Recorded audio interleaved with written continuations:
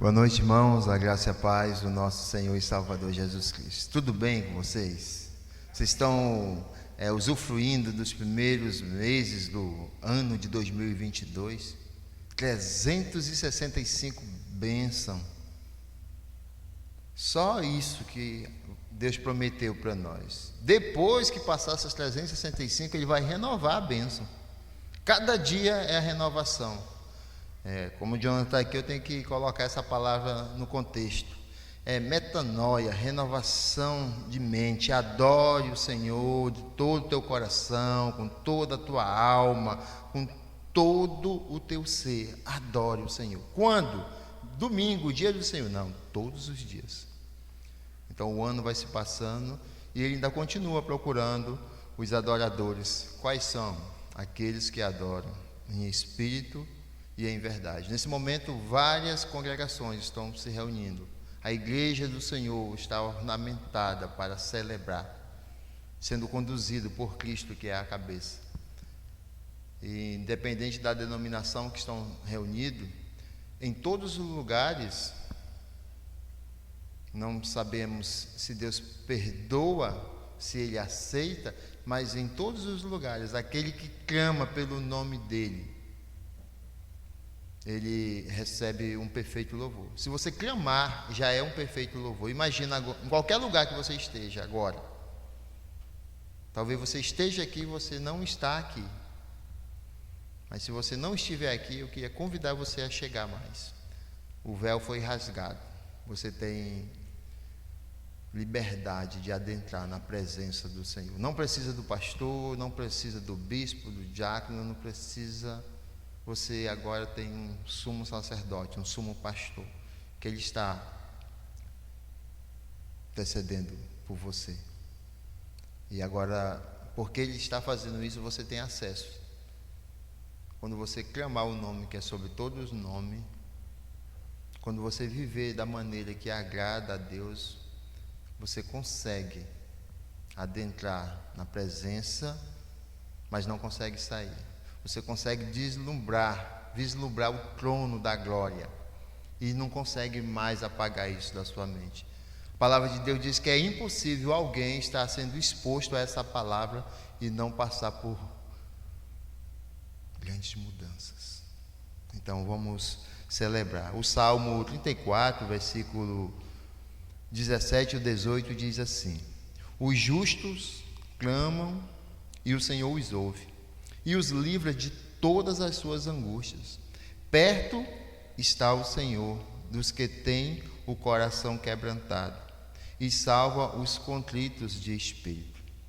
Sejam bem-vindos ao trono da graça. Não é a congregação IBCN, é o trono. Nesse momento você adentra ao trono da graça. E eu tenho certeza que você vai ter uma experiência renovada, não anulando a experiência que você já teve, mas hoje renova. Todos os dias renova a experiência que você tem com o Espírito Santo. Então sinta-se muito bem acolhido, não pela igreja, mas pelo Espírito Santo. Ele está em você. E aí você olha para dentro de você, e para dentro de você você consegue encontrar o trono da graça. Vamos ficar de pé e vamos compartilhar uma leitura.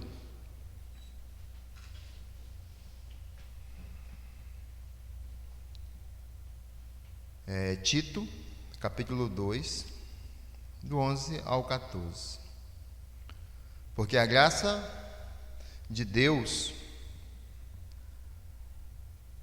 se manifestou salvadora a todos os homens. Agora somente os homens.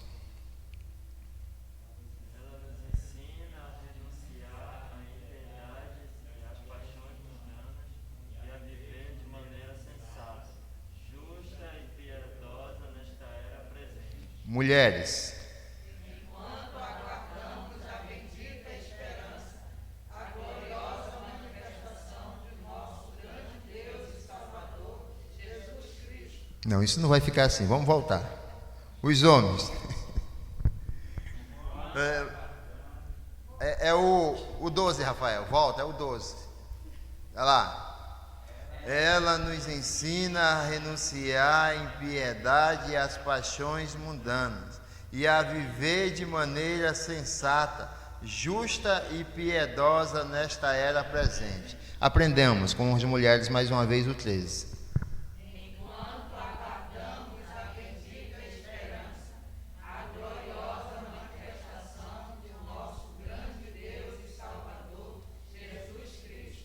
Congregação, Ele se entregou por nós, a fim de nos remir de toda a maldade e purificar para si mesmo um povo particularmente seu, dedicado à prática de boas obras.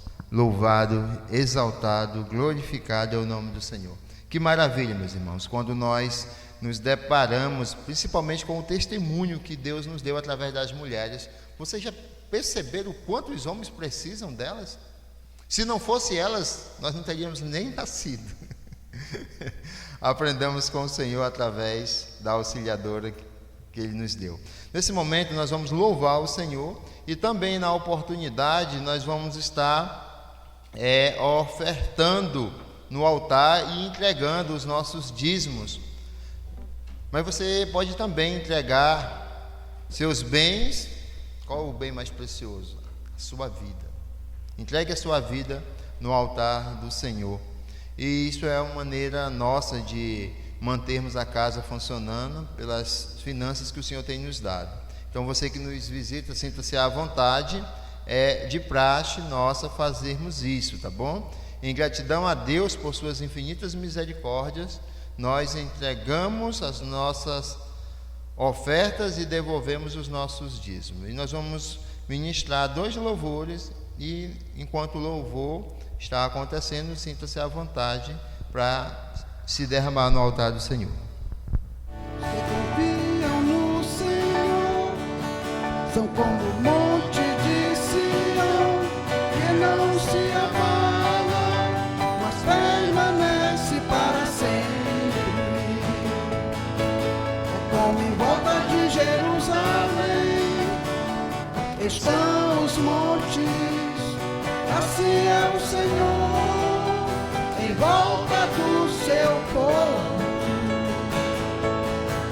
Autoridade e poder, o domínio em suas mãos, pois o Senhor é Deus, o Senhor é dos povos. Cale-se diante dele a terra, dobre os joelhos, ergam as mãos, pois o Senhor é Deus, o Senhor é Rei dos povos. Não dá, sem Jesus não dá. Não dá, sem Jesus não dá pra viver. Não dá, sem Jesus não dá pra viver. Não dá, sem Jesus não dá. Só Jesus é Rei. Só Jesus é Rei. Só Jesus é Rei. Ele é nosso Rei. Só Jesus é Rei. Ele é nosso Rei.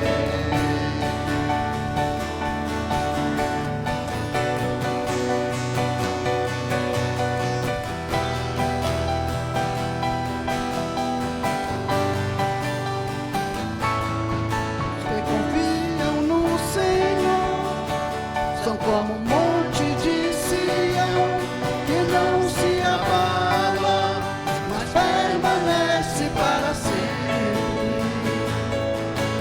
É como em volta de Jerusalém estão os montes, assim é o Senhor em volta do seu povo. Autoridade e poder, o domínio em suas mãos, pois o Senhor é Deus, o Senhor é Rei dos povos. Cale-se diante dele a terra, dobre os joelhos, ergam as mãos, pois o Senhor é Deus, o Senhor é Rei dos povos. Não dá, sem Jesus não dá.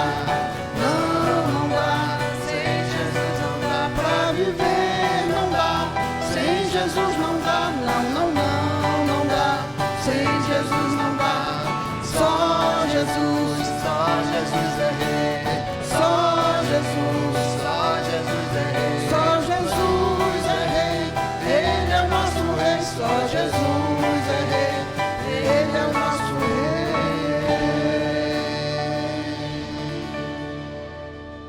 Adorem o rei, glorioso Senhor, e louvem a Deus, pois Ele é amor.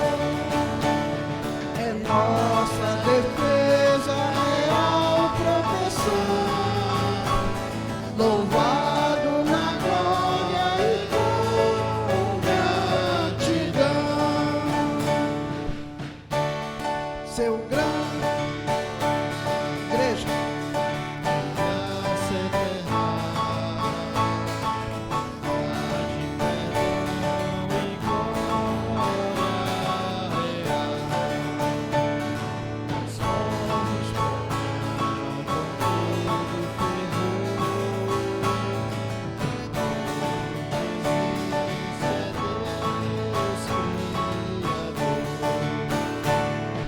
amor sem igual, quem pode explicar? É visto no sol, na lua brilhar, é visto nos montes, nas árvores mil, se mostra no vale, no céu cor de anil. Essa é a igreja.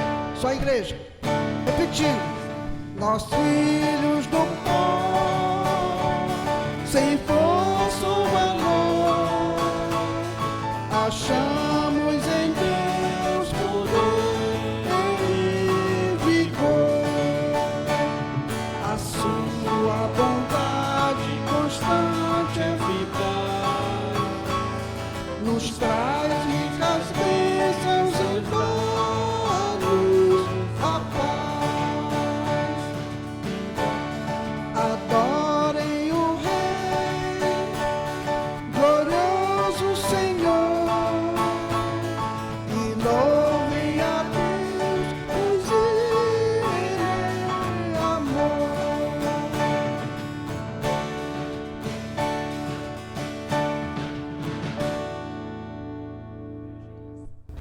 Vocês sabem, se vocês não conseguirem cantar, louvar, exaltar, glorificar o nome do Senhor na terra, vocês não vão para o céu. É, porque lá vai ser um grande coral, né? Então cante com diafragma, esqueça a técnica e adore ao Senhor. Então preste atenção nisso, gente. Vamos ler mais uma vez a palavra do Senhor. Essa leitura nós estamos na programação aí. Filipenses e 2 Coríntios, tá? Nós vamos fazer juntos, vamos ficar de pé mais uma vez. Amém? Todos.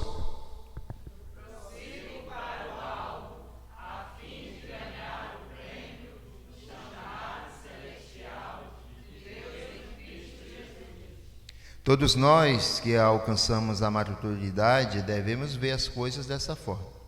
E se em alguns aspectos vocês pensam de modo diferente, isso também Deus lhe esclarecerá. Tão somente vivamos de acordo com o que já alcançamos. Homens, Irmãos, sigam unidos no meu exemplo e observem os que vivem de acordo com o padrão que lhes apresentamos.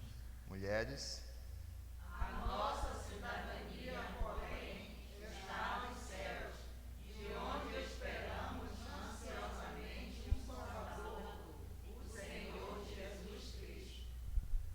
pelo poder que o capacita a colocar todas as coisas debaixo do seu domínio, Ele transformará os nossos corpos humilhados para serem semelhantes ao seu corpo glorioso.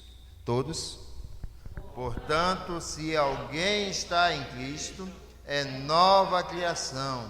As coisas antigas já passaram, eis que surgiram coisas novas. Vamos louvar mais uma vez. E nesse momento, assim, se você não conseguir com a boca, louve com o coração. O Senhor, Ele visita você.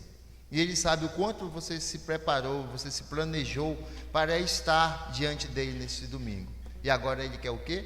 Ouvir o seu louvor. E às vezes a gente louva sem abrir a boca. Vocês sabiam disso? Então, com a boca aberta ou com a boca fechada, louve ao Senhor.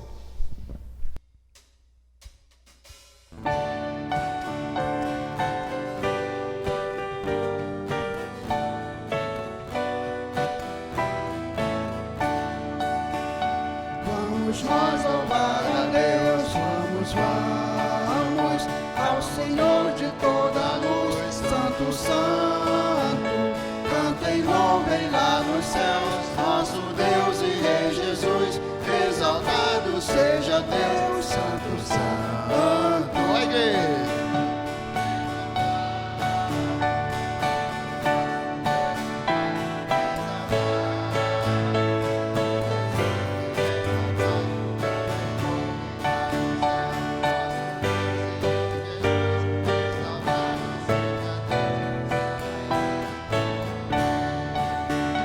Deus, o nosso eterno Pai, Santo, Santo, deu-nos bênçãos por Jesus, vede, vede, ao Senhor glorificai, vós os salvos pela cruz, se conosco glória dai, vinde, vinde, Exaltar!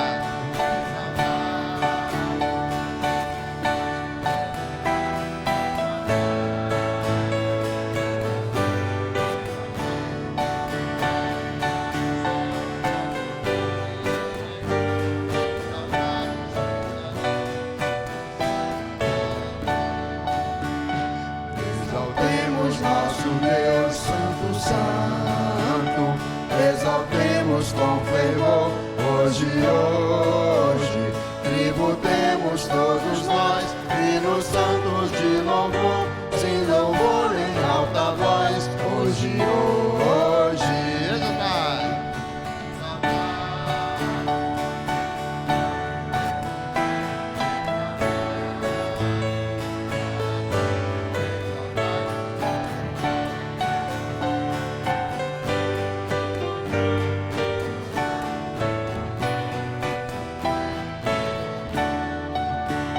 ao Senhor de todo amor, Deus de glória, Deus de luz e Deus de paz, cantem glória, hoje nós também louvor, vimos dar-te que te apraz, pois nos deste Salvador, muitas bênçãos.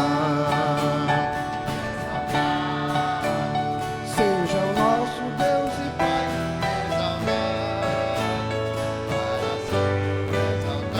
cantem, louvem lá nos céus, nosso Deus e Rei Jesus, exaltado seja Deus, Santo, Santo.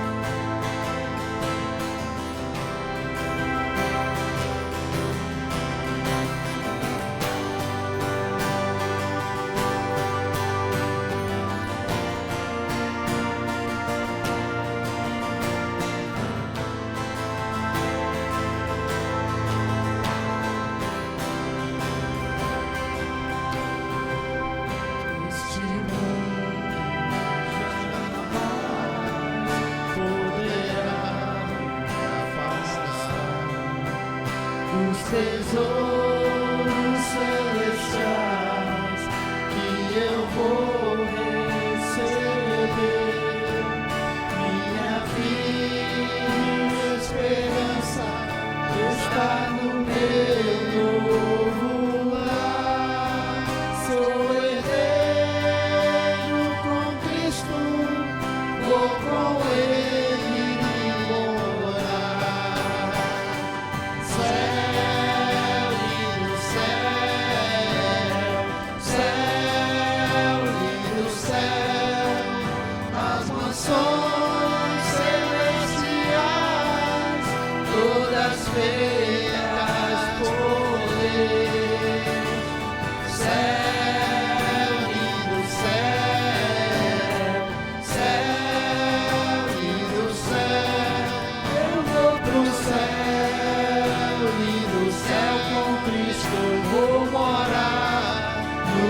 do céu.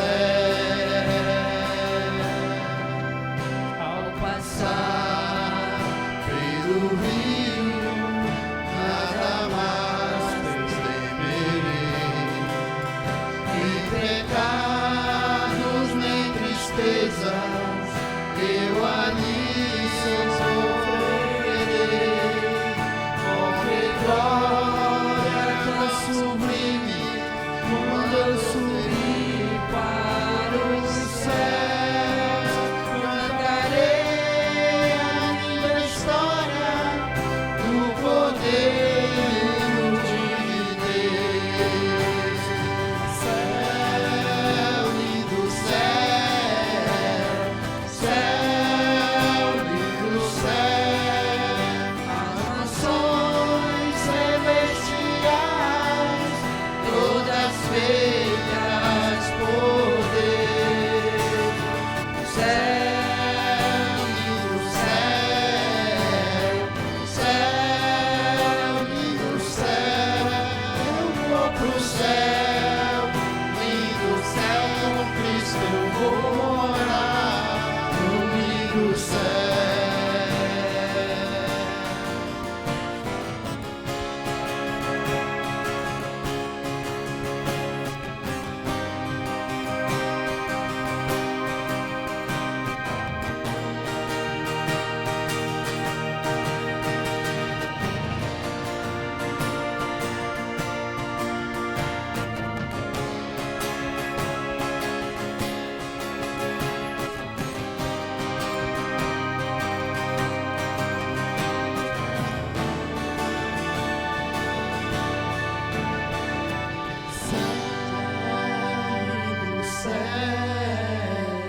Céu, lindo céu, as nações celestiais, todas feitas por Deus.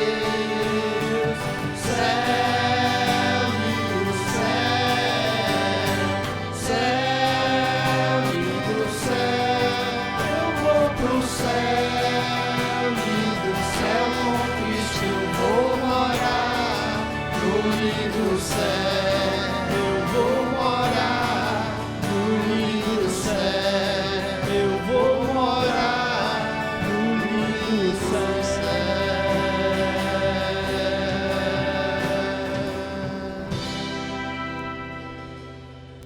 Eles esperavam alguém majestoso em aparência e glória, sentado num cavalo, e Jesus em formosura aparece sentado no jumentinho, filho de jumenta.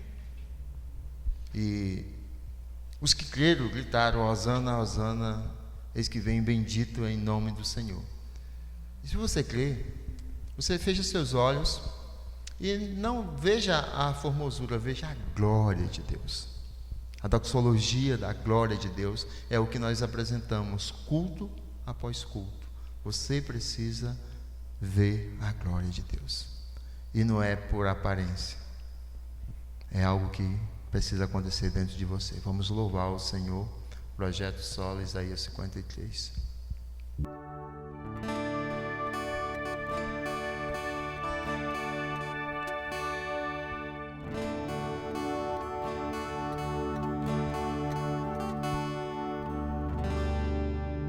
Ele não tinha qualquer beleza ou majestade para nos atrair. Nada havia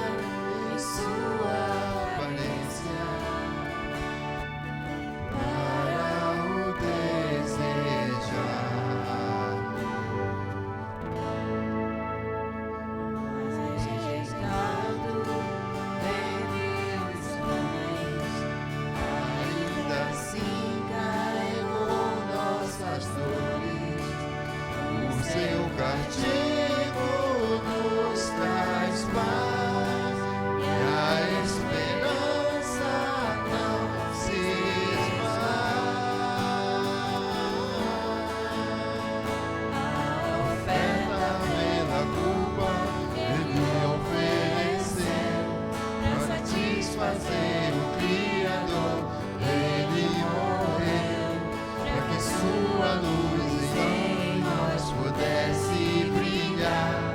O Filho do amor se entregou em nosso lugar.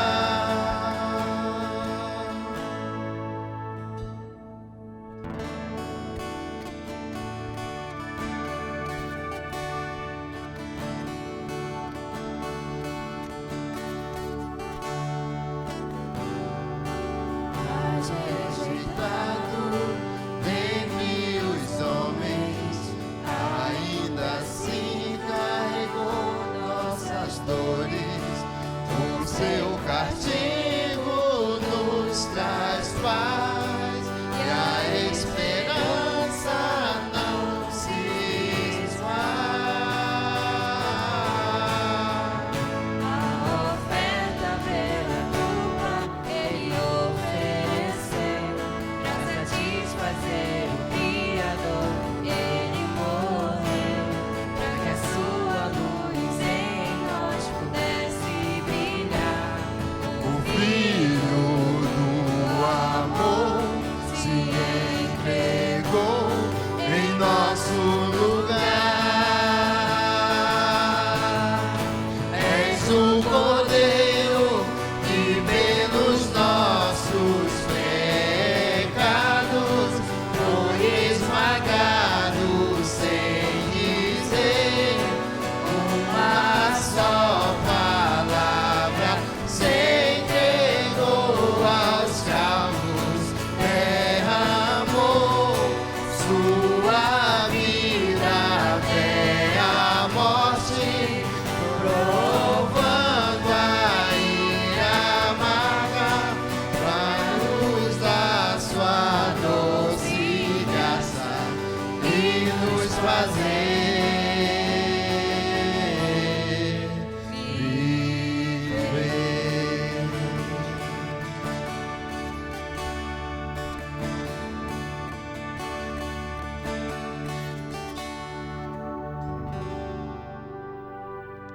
Amém. Que Deus continue tendo ricas misericórdia nas nossas vidas. Menino Timóteo, por favor. Quero dizer que a tua tia está aí, viu?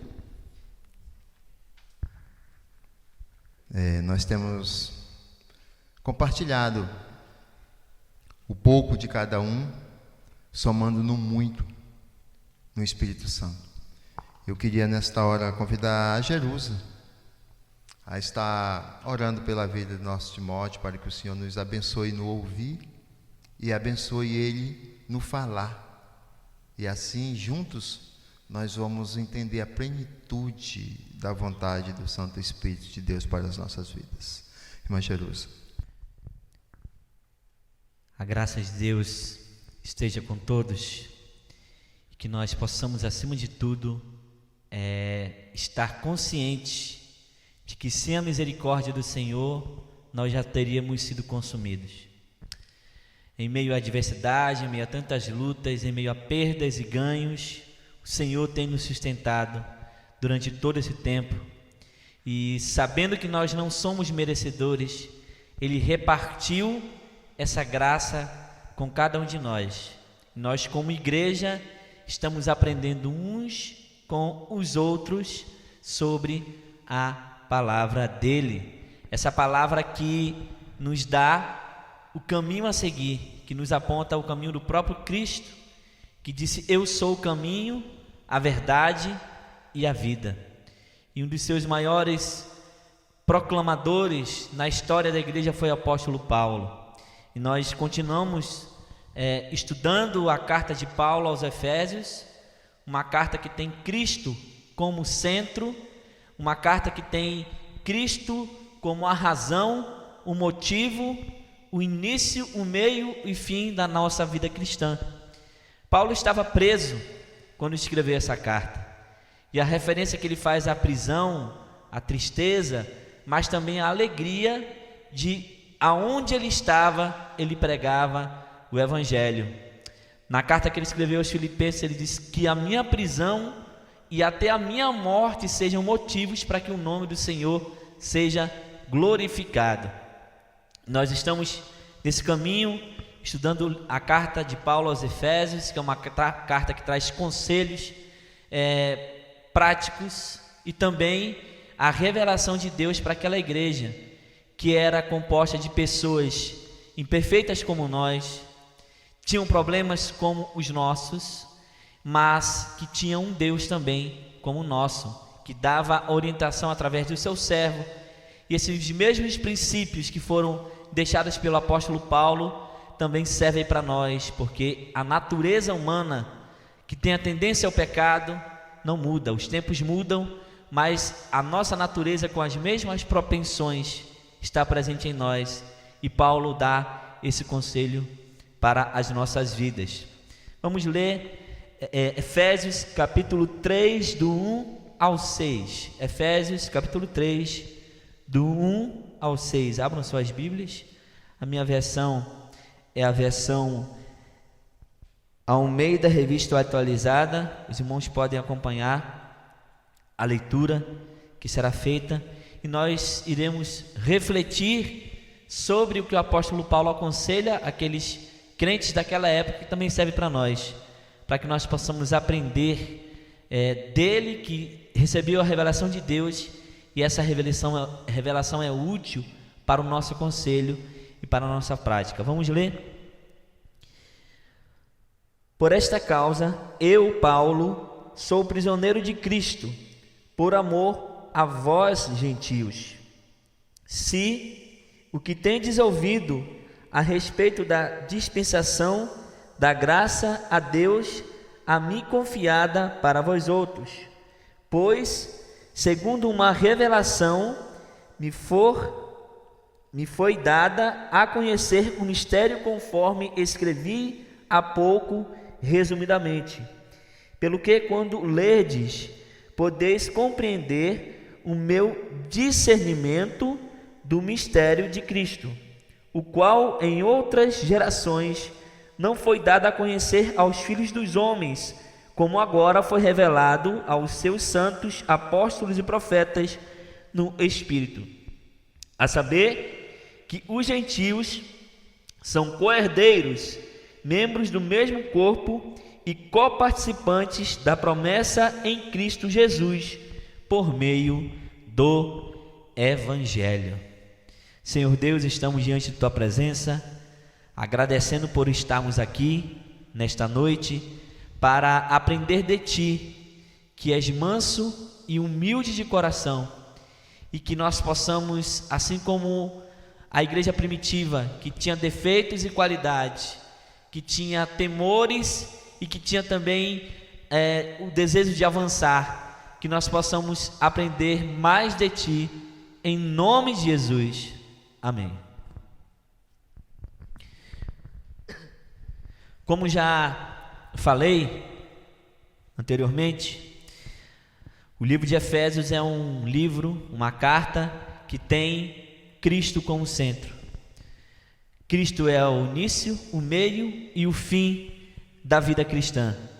Paulo levou o evangelho para essa igreja, pregou para essas pessoas, mas ele estava escrevendo essa carta para responder às situações que estavam acontecendo naquela igreja. A carta ela tem um caráter situacional, que era a resposta para o que aquela igreja precisava ouvir, mas que também serve para nós, porque os princípios nesta carta também falam da natureza humana que está presente em nós.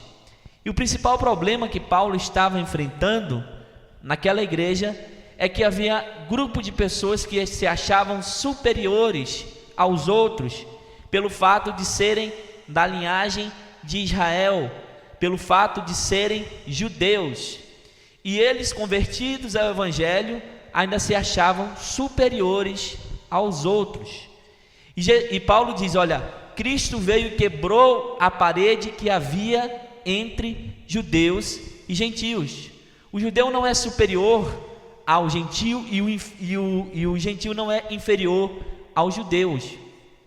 E isso a gente pode perceber hoje nas igrejas, porque nós temos a tendência de se achar superiores a outras pessoas, em algum sentido, pela nossa linhagem social, pela nossa cultura, por pertencer a uma família diferente, por pensar de forma diferente.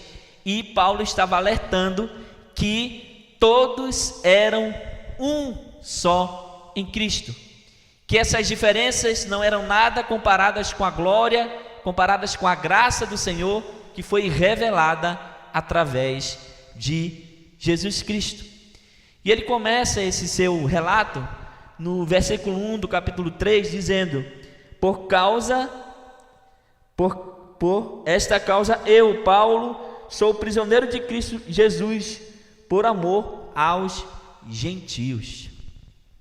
A gente olha para a história do apóstolo Paulo, ele era um judeu zeloso, ele era um judeu que tinha orgulho da sua linhagem, não só sanguínea, e da sua linhagem farisaica. Ele fazia parte da seita judaica que era mais zelosa sobre a questão do cumprimento da lei, as questões ritualísticas. E esse homem que perseguia os cristãos passou a ser perseguido, porque foi encontrado pelo Senhor na estrada de Damasco e foi chamado ao Evangelho, e ele passou a ser perseguido por amor ao Evangelho. Como deve ter sido difícil para esse homem que recebeu a mensagem de Deus, foi orientado por Ananias, depois por Barnabé, depois pelos outros discípulos, entender que o que ele tinha não devia ser guardado para ele e nem para a sua linhagem, deveria ser propagado para as outras nações. Os judeus até hoje têm um senso muito grande de nacionalismo, um senso muito grande de ideia que eles são uma nação eleita, que eles são uma nação escolhida, e tem um grau de verdade nisso. Só que Israel foi colocado no mundo não para que ele se orgulhasse de suas qualidades, mas para que ele apontasse para algo maior. E o Israel passou de era para ser exemplo para as nações, mas serviu em muitos casos de pedra de tropeço, porque se desviou dos caminhos do Senhor e fez o que era mal. Mas mesmo assim eles tinham orgulho étnico, orgulho de suas tradições, orgulho da sua pátria, orgulho do seu território. E Paulo, transformado pelo Evangelho, foi preso por causa da pregação aos gentios. E qual era o ambiente no qual Paulo pregou o Evangelho? Era um ambiente de idolatria politeísta. A cultura greco-romana era uma cultura que adorava vários deuses, adorava forças da natureza, entidades das mais diversas. E Paulo vem, prega um único Deus e prega como mediador Jesus Cristo. E também havia no Império Romano o culto a imperador, o culto a homens, o culto a festas, a tantas coisas.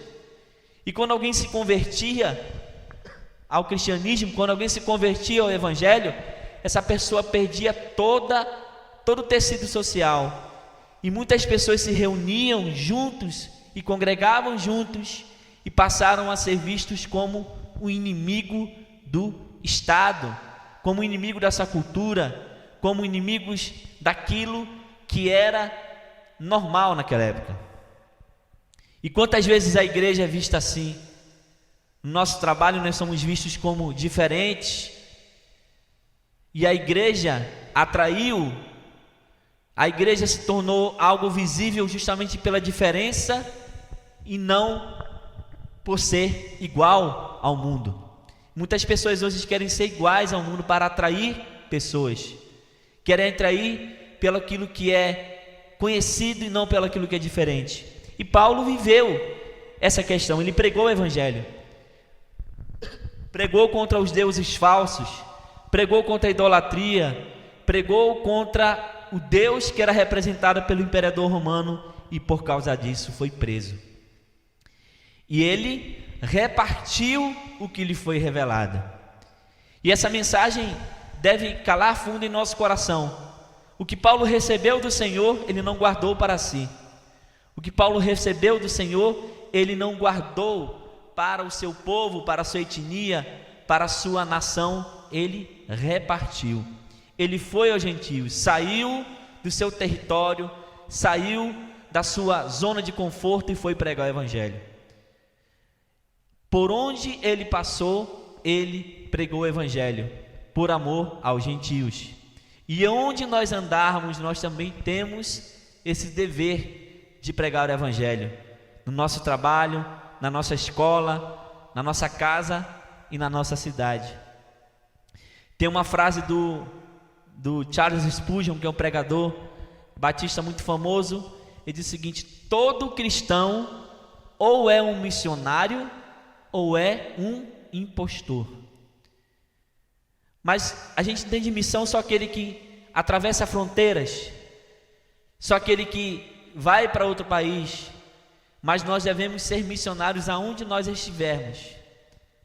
Aonde nós estivermos, com a nossa profissão, com aquilo que nós fazemos, nós devemos glorificar o nome do Senhor e através do nosso trabalho também e da nossa vida, trazer pessoas a Cristo. E era isso que Paulo fazia. Ele era um fazedor de tendas, se autossustentava, mas também pregava o evangelho, porque ele era o quê? Ele era, diz o seguinte: por essa causa eu, Paulo, sou prisioneiro de Cristo.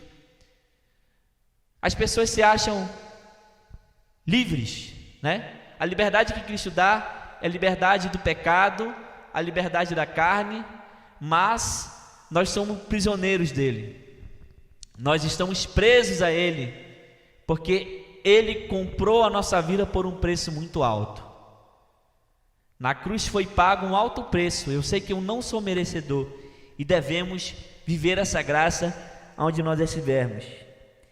Se o que tendes ouvidos a respeito da dispensação da graça de Deus, a mim confiada para vós outros. Como eu falei, Paulo não guardava o que ele tinha para si, ele repartia, falava daquilo que era importante.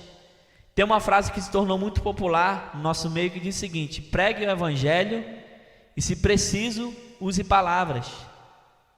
Essa frase é muito bonita, mas ela não é bíblica. Claro que ela ressalta a vivência para além da fala, mas Paulo pregou o evangelho. Ele disse: crie, por isso falei.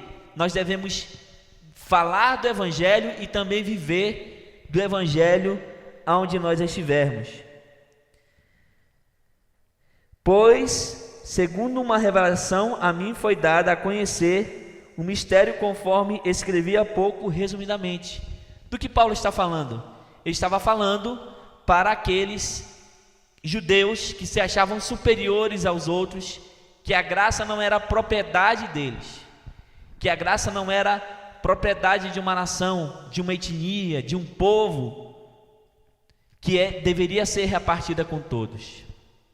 E quantas vezes nós nos sentimos orgulhosos de fazermos parte de uma igreja, olhamos para as outras pessoas que estão lá fora e às vezes julgamos. Claro que isso deve ser feito, porque a Bíblia diz que nós devemos julgar segundo a reta justiça, mas nunca devemos nos orgulhar do Senhor ter nos alcançado pelos nossos próprios méritos, porque nós não somos merecedores. Devemos olhar para aquelas pessoas lá de fora com misericórdia e repartir o que nós temos aprendido com eles, repartir os nossos dons, as nossas habilidades, as nossas capacidades também com os irmãos de fé. E devemos, acima de tudo, buscar a comunhão e pregar o evangelho aonde nós estivermos, né? Pelo qual, versículo 4, pelo que quando ledes, podeis compreender o meu discernimento do mistério de Cristo. O centro da mensagem de Paulo era Cristo. O centro da mensagem de Paulo era o Cristo morto e ressuscitado. Uma das coisas mais presentes nas cartas de Paulo é a expressão em Cristo, em Christos. em Cristo. É uma característica de todos os escritos de Paulo. Ele tinha Cristo como centro. E isso deve ser o centro da nossa pregação, Cristo. O centro da nossa pregação deve ser a pessoa de Jesus Cristo. E quantas vezes o centro da nossa pregação são outras coisas diferentes que não Cristo. O Evangelho de Cristo é, como eu já falei aqui várias vezes, é uma boa nova, mas também é uma má notícia. A má notícia de que todos somos pecadores e necessitamos da graça do Senhor. O Evangelho confronta, o Evangelho conforta. Ele perturba os acomodados e conforta os cansados. Nós devemos pregar a palavra do Senhor, pregar o Cristo que veio trazer bênção para aqueles que se arrependem, mas também veio trazer condenação para aqueles que não se arrependem. Hoje vivemos uma cultura em que Jesus é muito elogiado como alguém que pregava o amor. As pessoas só querem saber do Cristo amoroso, mas não querem saber do Cristo que é Senhor da vida das pessoas. E Paulo pregava sobre isso. Paulo falava que as pessoas deveriam se arrepender dos seus pecados, falava contra a imoralidade sexual e mostrando que Cristo era a solução para os problemas daquela sociedade tão pecaminosa. E o que mudou de lá para cá? E o que mudou de lá para cá? A nossa sociedade tem deuses da carne entronizados na cultura, no cinema, na música, e nós devemos levar essa mensagem de Cristo que fala contra todas essas coisas, que fala pelo arrependimento, que fala que as pessoas devem se arrepender, que fala que as pessoas devem mudar de atitude, e para mudar de atitude é preciso que mudem a própria mente. Mas essa é uma mensagem que a cultura não quer ouvir. O texto que as pessoas mais gostam é: não julgueis. Você não deve julgar porque você não é Deus. E como eu já falei mais uma vez aqui, eu estive trabalhando em um tempo em uma organização que prestava assistência religiosa para menores em conflito com a lei. E a frase que a gente mais via nas celas e também tatuada no braço dos garotos era: só Deus pode me julgar. Só Deus pode me julgar. Nenhum homem pode me julgar. Mas essas pessoas não temem o julgamento de Deus. Elas usam Deus como escudo para impedir todo e qualquer julgamento. A nossa cultura, o nosso mundo não quer ouvir o verdadeiro evangelho. Quer ouvir palavras que massageiem o ego, que digam que Deus precisa de você. Mas a mensagem é que nós precisamos de Deus. Nós precisamos da misericórdia do Senhor. O qual em outras gerações não foi dado a conhecer aos filhos dos homens, mas agora foi revelado aos seus santos apóstolos e profetas no Espírito. Em Hebreus fala que antigamente Deus falou aos santos e profetas pela lei, mas nos últimos dias Deus falou pelo Filho. E essa revelação que Jesus trouxe foi o cumprimento de todas as profecias e o cumprimento da lei. A lei não deixou de ser algo importante, mas a lei foi nos dada para mostrar que ninguém é capaz de cumprir todos os mandamentos. A lei mostrou que nenhum daqueles homens que vieram antes foram capazes de cumprir toda a lei. E a salvação deles, em última instância, foi pela graça de Deus. E a revelação e a repartição da graça de Deus para nós foi o próprio Filho dele, que se entregou para pagar um preço impagável, para pagar um preço que nós não éramos capazes de pagar. A dívida que nós devíamos era muito alta, que só o próprio sangue do Filho de Deus poderia salvar. E nós precisamos ter consciência disso. O privilégio que nós temos de vivermos esses últimos dias, que passam a contar desde quando o próprio Filho de Deus desceu na terra, pregou sua mensagem, morreu, ressuscitou e um dia voltará para nos buscar. E essa mensagem, encarnada no próprio Filho de Deus, ela deve ser lembrada todos os dias. Jesus disse: eu sou o caminho, a verdade, a vida.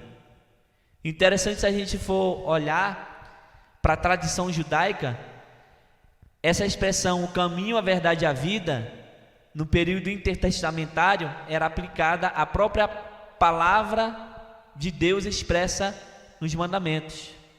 Então, quando Jesus diz: eu sou o caminho, a verdade e a vida, ele estava dizendo: olha, eu sou a palavra encarnada e a revelação de Deus encarnada na terra.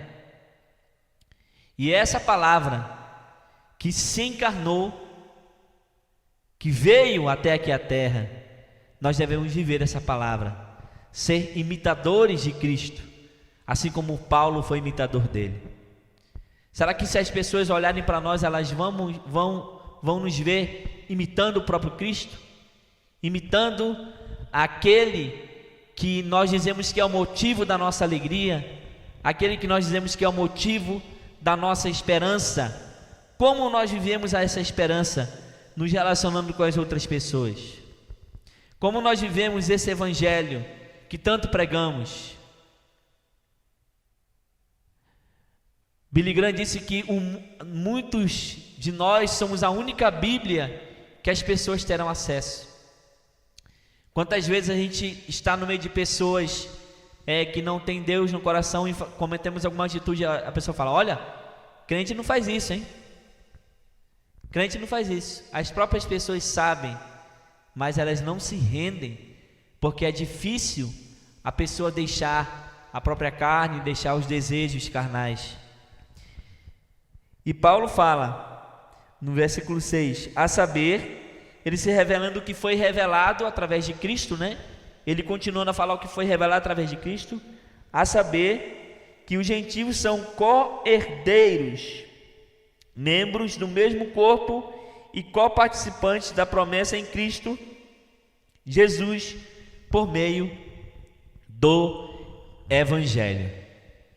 Paulo está se remetendo ao que ele falou anteriormente, de que não havia mais parede que separasse o judeu e o gentio. Nós somos pessoas que participamos de famílias diferentes, viemos muitas vezes de culturas diferentes, com mentalidades diferentes, com temperamentos diferentes, com modos de pensar diferentes, mas o que nos une é maior do que o que nos separa. O que unia judeus e gentios e o que une pessoas tão diferentes no mesmo corpo que é a igreja dele é o próprio Cristo. E quantas vezes nós deixamos nos separar por questões tão pequenas, por opiniões políticas, por opiniões sobre certos assuntos? Nós estamos chegando num ano de eleição. Nós devemos ter cuidado para que as nossas disputas políticas, ideológicas, não sejam maiores do que o que nos une, não sejam maiores do que aquilo que é o que importa, aquilo que é eterno. Governos vão passar, presidentes vão passar, nações irão passar, mas o Cristo que nos uniu é eterno e deve ser o motivo da nossa união.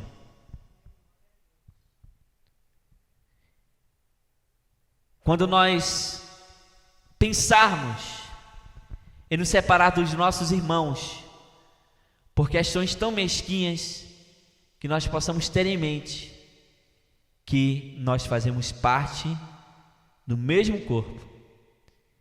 Devemos ter cuidado com palavras que iremos usar.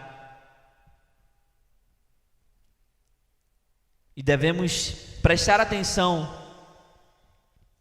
que nós fomos educados, estamos sendo ensinados que nós somos peregrinos na terra, que nós somos viajantes para o céu, e que o que nos une é maior do que o que nos separa. E Paulo, em toda a sua carta, em todos os seus escritos, tinha como centro o próprio Jesus. Que o centro da nossa vida seja Cristo. Que tudo que nós fizermos, se comemos e se bebemos, e se nos divertimos, tudo seja para a glória de Deus. Que nós nunca deixemos de lembrar, nunca deixemos de ter em mente que Cristo é a nossa esperança. Muitas pessoas confiam em príncipes, em políticos, confiam a sua vida na segurança financeira, confiam sua vida no seu cônjuge, confiam sua esperança no seu emprego, na sua formação profissional, na sua formação acadêmica, mas nos esquecemos às vezes de Cristo. Não podemos nos esquecer dele. É aquilo que pode preencher as nossas vidas. Pessoas milionárias que alcançaram todo o sucesso profissional estão deprimidas, pensando em suicídio, porque o único que pode preencher o vazio do homem é o próprio Deus. Nada pode preencher o vazio do homem. O coração do homem teve plantado em si o desejo pela eternidade. Agora, aonde você estará na eternidade? Onde eu estarei na eternidade?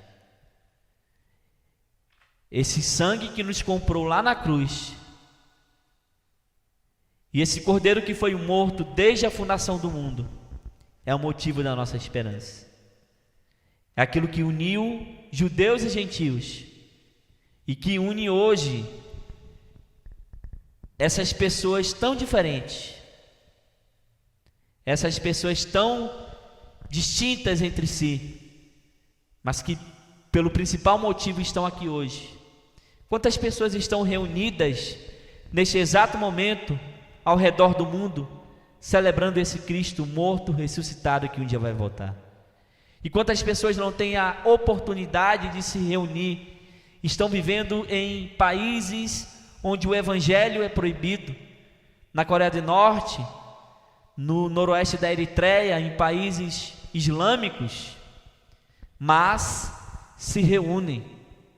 E essa igreja invisível que se reúne ao redor do mundo está caminhando para o céu, está caminhando para algo que é muito maior do que si mesma, está caminhando para encontrar aquele que é razão e o motivo da esperança. E que em meio às dificuldades, Paulo estava preso, escreveu mais de uma carta da prisão. Escreveu a carta aos Filipenses, que era chamada de a carta da alegria, porque Paulo repetia várias vezes: eu me regozijo, eu me alegro, eu me conforto de tê-los como irmão, de estar escrevendo para vocês. Quando a pessoa fala muito de alegria, é porque a pessoa que deve ouvir aquilo talvez esteja triste.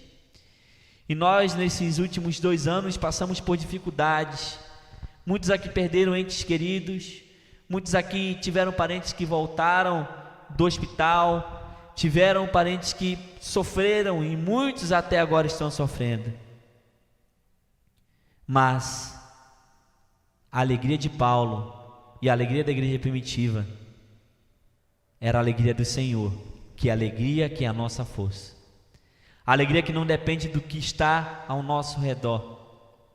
Alegria que não depende daquilo que nos acossa, daquilo que nos transtorna, mas é uma alegria que é fruto daquilo que em hebraico a gente chama de shalom. Shalom é uma paz diferente, que não está ligada à razão de olhar para as circunstâncias. É uma paz que transcende todo entendimento. E Paulo escreveu para essas igrejas, mesmo preso, mesmo triste porque tinha sido abandonado, ele disse: olha, eu combati o bom combate, acabei a carreira e guardei a fé. E que nós, como apóstolo Paulo, possamos combater esse bom combate, possamos combater as nossas lutas internas, as nossas lutas externas, aprendendo a lidar com nossos defeitos e qualidades, olhar para os nossos defeitos, entender que as nossas fraquezas nos lembram que o que está em nós é mais forte do que aquilo que nós possamos achar que podemos suportar. Que você possa refletir hoje, amanhã e sempre, que você e eu estamos aqui não pelas nossas capacidades, pela nossa qualidade, mas é pela graça de Deus. Favor imerecido. Nenhum de nós, nem eu, nem você, nem todos que estamos aqui merecemos o que Deus tem nos dado, mas agradecemos por Ele ter nos amado.